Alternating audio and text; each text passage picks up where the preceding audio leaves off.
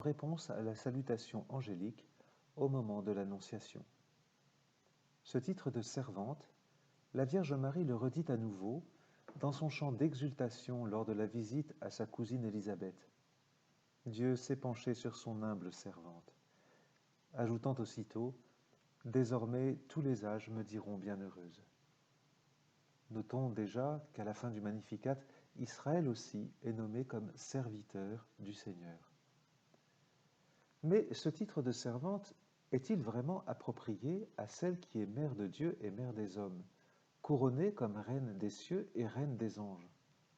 Se peut-il que la Vierge Marie puisse être à la fois reine et servante? Ces deux termes semblent bien s'opposer, comme celui de maître et d'esclave.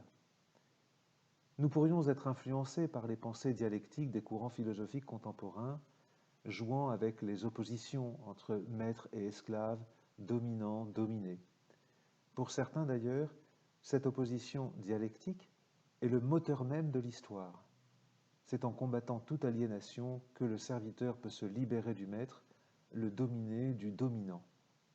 Ne faudrait-il pas s'affranchir, pour être libre, de toute autorité, de manifester l'indépendance de notre volonté et non pas sa soumission, sa subordination à l'arbitraire d'une autre?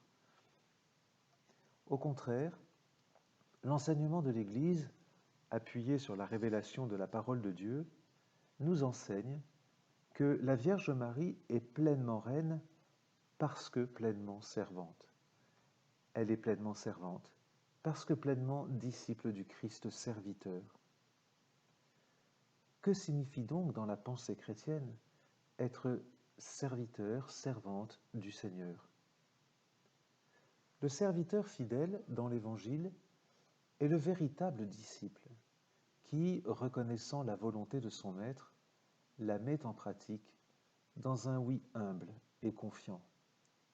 Heureux ce serviteur fidèle, s'il l'a été en peu de choses, il lui en sera accordé de plus grandes. Il entrera dans la joie de son maître. Il n'y a pas de service qui soit de simple intention. Le service est toujours réalisation, accomplissement de la volonté de Dieu dans un cœur humble et obéissant à la parole de vérité dont il connaît la bonté. Quelle est donc la volonté du Seigneur? Elle est celle du plus grand bien pour nous, c'est-à-dire notre salut, notre vie éternelle. Je suis venu pour que vous ayez la vie, dit le Seigneur, et la vie en abondance. Le Christ est le serviteur par excellence. Il n'a été que oui à la volonté du Père, dit saint Paul. C'est ce qu'on appelle le mystère de la piété. Il est le serviteur souffrant dont parle Isaïe. Il est celui qui est venu faire la volonté du Père par son incarnation, sa passion et sa résurrection. Son service, c'est celui de la rédemption, de notre salut. Le Christ Jésus, dit saint Paul, ayant la condition de Dieu, ne retint pas jalousement le rang qui l'égalait à Dieu, mais il s'est anéanti, prenant la condition de serviteur, devenant semblable aux hommes. Reconnu homme à son aspect, il s'est abaissé, devenant obéissant jusqu'à la mort, et la mort de la croix. C'est pourquoi Dieu l'a exalté, il l'a doté du nom qui est au-dessus de tout nom, afin qu'au nom de Jésus, tout genou fléchisse, au ciel, sur terre et aux enfers, et que toute langue proclame Jésus-Christ est Seigneur, à la gloire de Dieu le Père. Le plus grand parmi vous sera votre serviteur, dit le Seigneur. Avec le Seigneur, tout est renversé, car l'ordre de l'amour n'est pas l'ordre de la puissance qui s'impose. Le propre de l'amour étant de s'abaisser, dit sainte Thérèse de l'Enfant Jésus, en descendant ainsi, le bon Dieu montre sa grandeur infinie. De même que le soleil éclaire en même temps les cèdres et chaque petite fleur comme si elle était seule sur la terre, de même, notre Seigneur s'occupe aussi particulièrement de chaque âme, que si elle n'avait pas de semblable. La grandeur de l'amour, c'est de sauver en s'abaissant jusqu'aux plus pauvres, en ne refusant jamais la miséricorde. Être serviteur à la suite du Christ, c'est répondre à l'appel du Seigneur pour coopérer à ce salut. Cela devient une grâce insigne, un honneur, parce que nous voyons où est notre bien. Nous ne sommes pas des êtres assujettis à la volonté arbitraire d'un Dieu qui serait un tyran solitaire et despotique, mais à un Père qui nous aime d'un amour infini et qui veut notre bien. Nous sommes néanmoins des serviteurs inutiles, dit pourtant le Seigneur, parce que tout, de notre existence à notre béatitude éternelle, procède de Dieu comme un don éternel. L'homme reste donc débiteur à l'égard du Seigneur, et quoi qu'il fasse à son service, ses actes seront toujours une pâle réponse aux libéralités divines. Mais en servant le Seigneur, il grandit dans sa vocation proprement humaine, celle de l'amour de charité. Parce que nous sommes des êtres créés à son image, travaillés au souffle de l'Esprit, c'est en étant serviteurs de l'amour du Seigneur que nous donnons un fruit qui demeure.